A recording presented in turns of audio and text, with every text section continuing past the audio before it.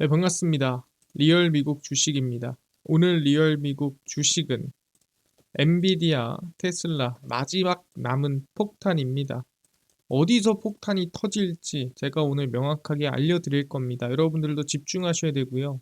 지금 시장이 어디에 주목하고 있고 어디에 따라 상승과 하락이 나오는지를 아셔야 됩니다.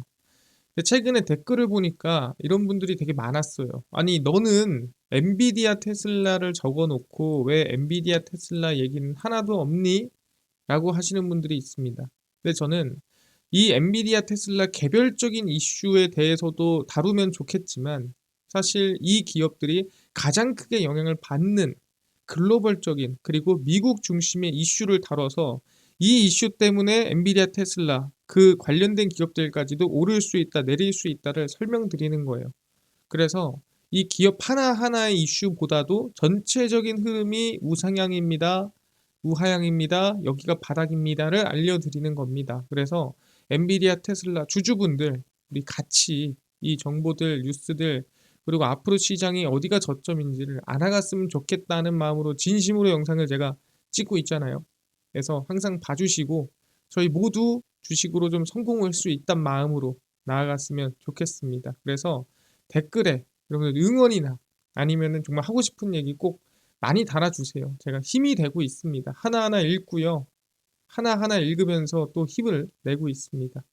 그래서 엔비디아 테슬라 그리고 추가적인 주주분들 모두가 이득을 볼 수 있는 그리고 어떤 부분에서 우리가 좀 조심해야 되는지 알려드리니까 영상 끝까지 꼭 시청하시길 바라겠습니다. 그리고 최근에 미국 뉴스가 어디서 나오는지 모르겠다, 어디서 봐야 되는지 모르겠다 하시는 분들이 있어요. 딱히 볼 데도 없고. 그래서 저희가 실시간으로 제가 보는 내용이나 또는 자료들을 이 무료 텔레그램에서 나눠드리고 있습니다. 그러니까 제가 공부하면서 보는 자료를 같이 그냥 공유해드리는 거예요. 그래서 이 자료집 같이 또는 이 자료 같이 보고 싶다 하시면 무료 텔레그램 입장하시고요. 그럼 제가 실시간으로 뉴스나 자료들 올려드리고 있습니다. 그래서 이거 같이 들어와서 보시면 아마 큰 도움 되지 않을까 생각을 하니까 꼭 입장하시고요. 현재 1200분 정도 함께하고 계십니다. 그럼 오늘 영상 바로 시작을 하겠습니다. 마지막 폭탄이 뭔가요? 일단은 상호관세가 이번에 들어간다라 보시면 될 것 같고요. 이거는 마지막 폭탄이 아닙니다. 이 얘기하는 거 아니고요. 이거는 이제 들어간다, 이제 시작한다 라는 거를 미리 여러분들한테 다시 한번 알려드리는 겁니다. 상호관세가 4월 2일부터 시작을 하고요. 백악관은 관세가 발표 즉시 발효되고 의도한 효과를 거둘 것이라고 자신하고 있습니다. 트럼프 대통령은 대대적인 관세 정책이 미국 투자를 이끌고, 그러니까 미국 투자를 이끈다라는 것은 말 그대로 미국에 공장을 짓거나 미국으로 진출하는 기업들이 많아질 거다라고 보고 있죠. 그래서 일자리를 창출하며 무역 적자를 줄일 것이라고 주장하고 있습니다. 충분히 그럴 만한 기대를 가져볼 수는 있겠죠, 당연히. 트럼프 대통령은 2일 오후 4시 백악관 경내 정원인 로즈가든에서 미국을 다시 부유하게, 이게 이제 마가죠.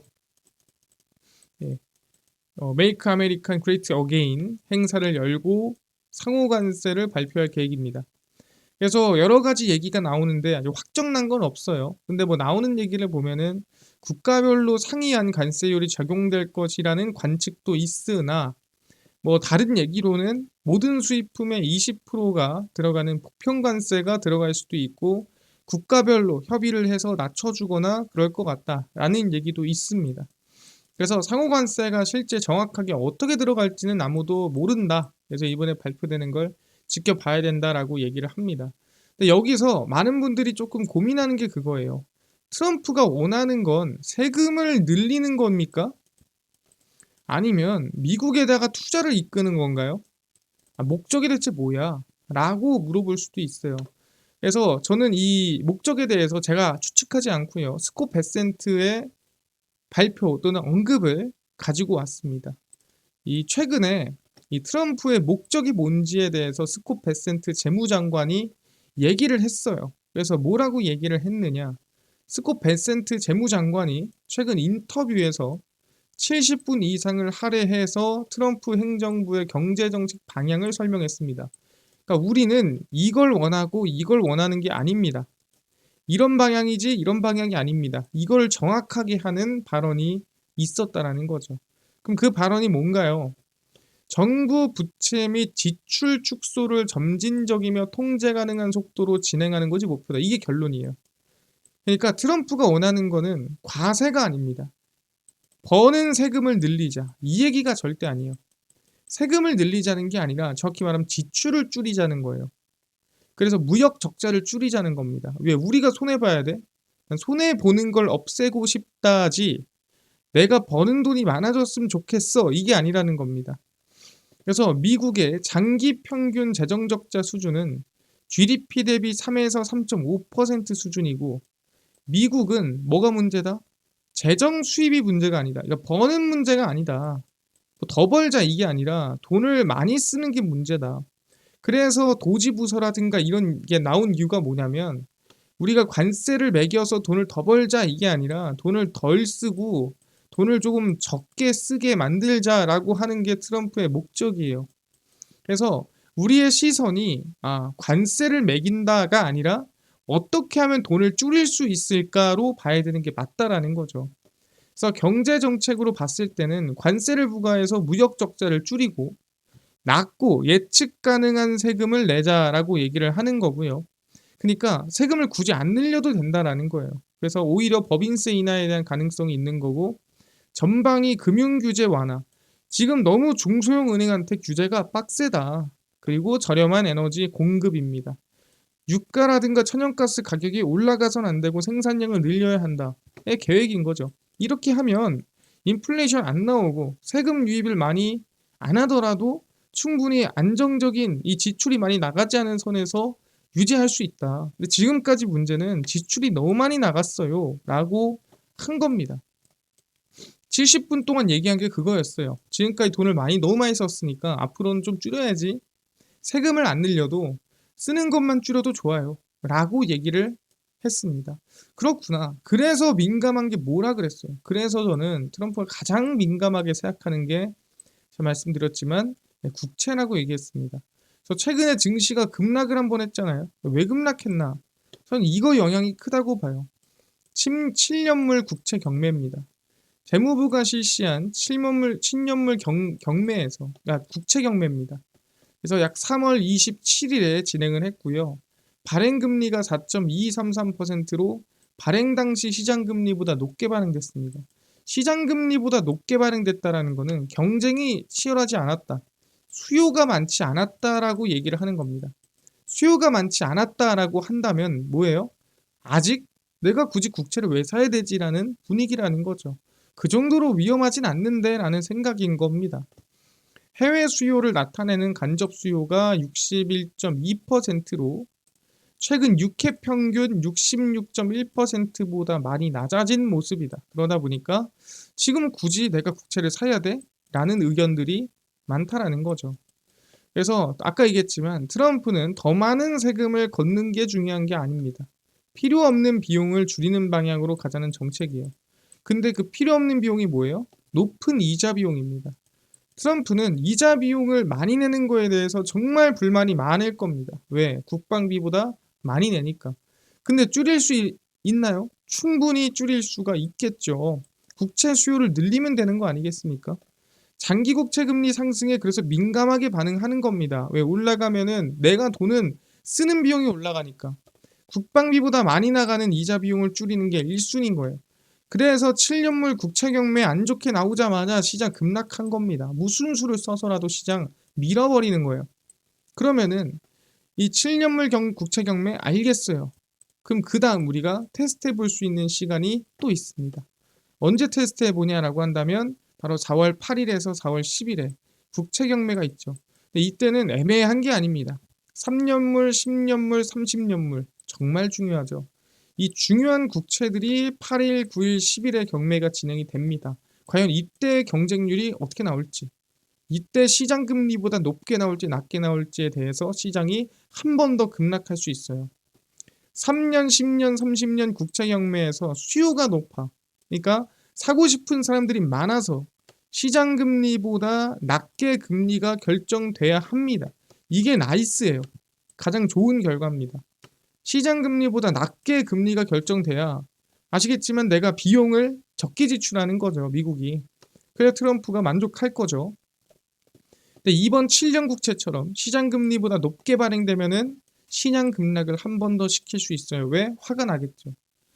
이래도 국채 수요를 안 해? 급락을 했는데도 국채 수요가 없어? 그래, 그럼 너가 이기나 내가 이기나 해보자 하면서 시장을 한 번 더 급락시켜서 경기 침체나 경기 둔화 부기를 만들어서 국채 수요를 올릴 수 있다라는 거죠. 그래서 이번 3년, 10년, 30년 8, 9, 10 경매가 너무 중요합니다. 이거를 여러분들이 같이 봐야 되고요. 여기서 시장 금리보다 낮게 발행되면은 시장은 저는 박스권이나 바닥권 지지 가능하다 보고요. 만약 여기서 경매가 시장 금리보다 높게 발행된다? 그러면 한 번 더 저는 급락이 나올 수 있다라고 생각을 합니다. 그래서 채권 만기가 가장 많은 2월에서 5월은 무슨 수를 써서라도 채권 수요를 높여야 합니다. 왜? 이때 정말 최대한 싸게 채권 발행을 해야 그 다음 나오는 거는 사실 9조 달러 중에서 한 2조, 3조 정도는 천천히 해도 돼요. 근데 2월 5일에 6조 달러, 7조 달러가 뭉쳐 있어요. 이때는 무슨 수를 써서라도 채권 금리 낮춰야 되고 내려야 되고 무슨 수를 써서라도 잡아놔야 돼요. 그러다 보니까 지금 어떻게든 간에 국채 경매에서 경쟁률 조금만 딸리면 바로 시장에 자극 주는 상태거든요. 그래서 만약에 이 금리가 잡혀야 트럼프의 지출 감소 계획이 진행이 된다라고 보시면 됩니다. 왜냐하면 지금 보면은 최소 3년, 10년 이래요. 그러려면은 이건 트럼프 정권 내내 피해가 있는 거거든요. 그래서 목숨 걸고 잡는 거다라고 보시면 될 것 같습니다. 아, 그렇구나. 그래서 우리 다음 주 4월 8일, 4월 9일, 10일 너무 중요하다. 이때 잘 안 되면 급락할 수 있다라는 거 강조드리고요. 알겠습니다. 그 다음에 우리 항상 걱정하는 TJ 잔고 재무부 통장이 얼마나 비었나 확인해 보겠습니다. 3월 31일 기준입니다. TJ 잔고고요. 4천억 달러죠. 많이 올라왔습니다.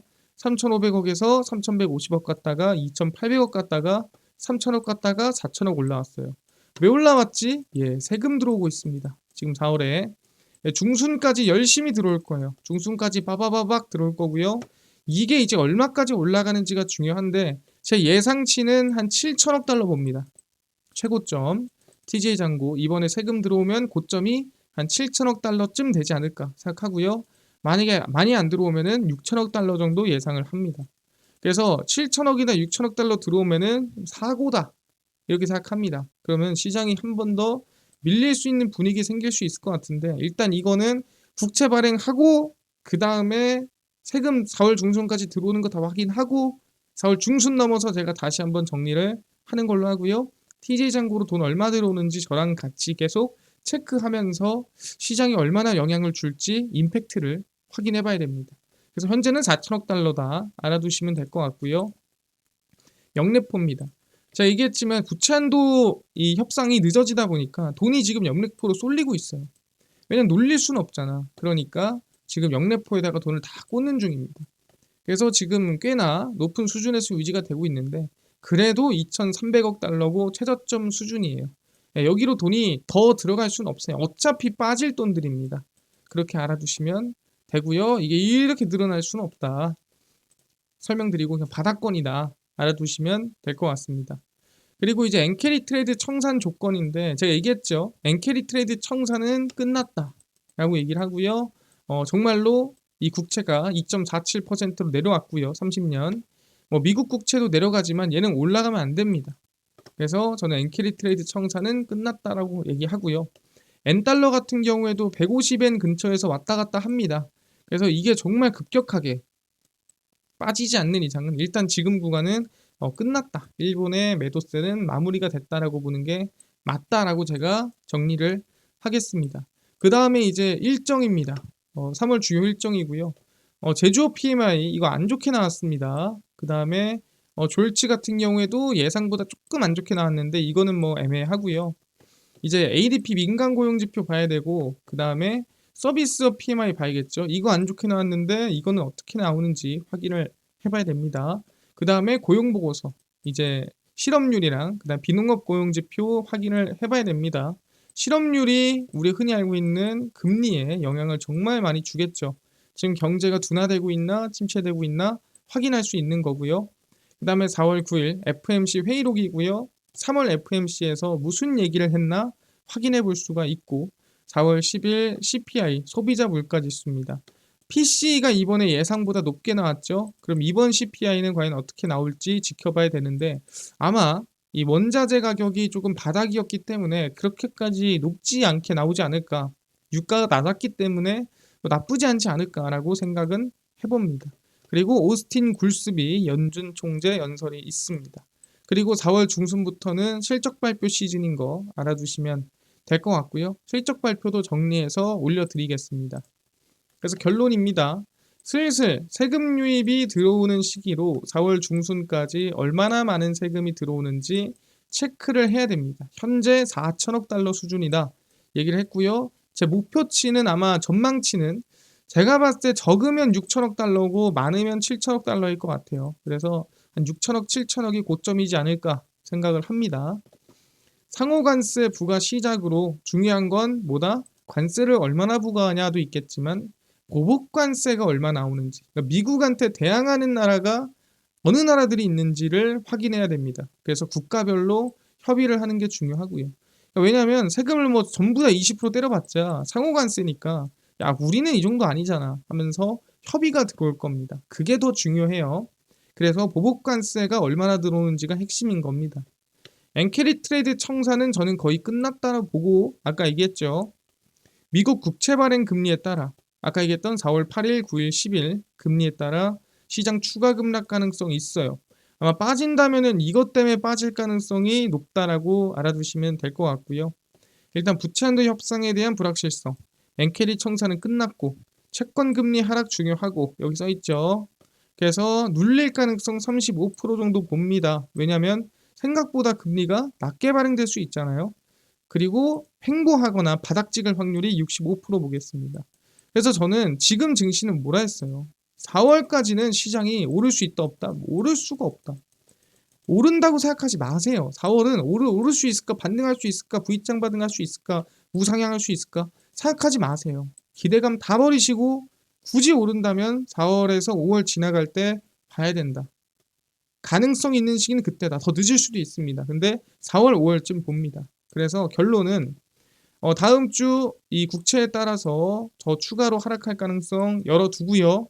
4월, 5월쯤 저점이 나올 수 있다라는 거. 4월은 오를 수 없다. 4월은 반등 기대하지 마라. 다시 한번 강조드리고 이 이후에 부양책 기대해 보겠습니다. 이해가 됐습니다. 그래서 지금 여러분들이 아셔야 되는 거는 이제 이 국채에 대한 경쟁률 시장 금리보다 얼마나 낮게 높게 나오는지 체크해야 되고요. TJ 잔고 세금 유입 얼마나 나오는지 확인해야 됩니다. 누구랑? 저랑. 그래서 제가 뭐라 그랬어요? 4월까지 시장 못 오른다 했죠? 기대하지 마십시오. 그래서 4월은 아까 얘기했지만 분할 매수 시작 시점이에요. 그래서 지금은 계속 내려간다 생각하고 천천히 분할을 잡는 구간이라고 보고 대응하는 게 맞습니다. 최저점을 잡는 거는 말도 안 돼요. 이거는 어느 누구도 할 수 없는 일이고 우리가 시장이 이렇게 빠졌다 이렇게 올라가거든요. 그러면 여기쯤부터 매수를 시작한다라고 생각해야 돼요. 여긴 나스닥 할아버지가 와도 못 잡아요. 그냥 여기서부터 우리는 분할 매수를 잡아서 조금 물리더라도 반등세가 세기 때문에 바로 수익권 돌아선다라는 거 알아두시면 될 것 같습니다.